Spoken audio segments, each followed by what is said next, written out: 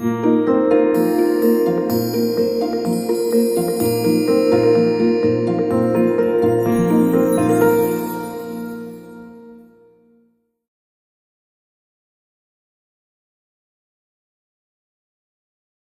pretty early on, I was like proprioceptively aware of my torso as much as I was my other limbs. So I started Limon when I was 11, and then I think I was introduced to Gram when I was about 14, and I still was primarily trained in Limon. And then, well, with Limon,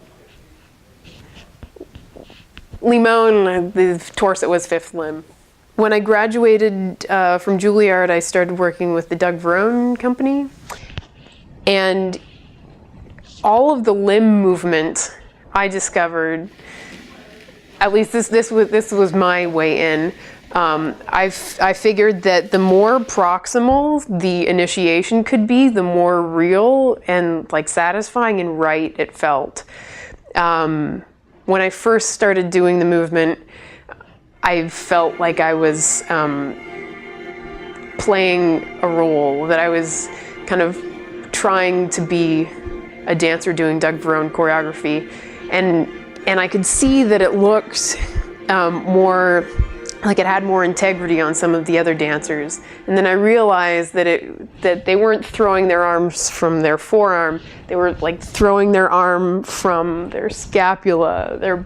When I worked with Andrea and Gallim as the company was forming, and that gave me insight into it allowed me to tap into the actual physical sensation of my torso, like the sort of release of tension and gathering of tension and stretching and pulling and filling and compressing and deflating.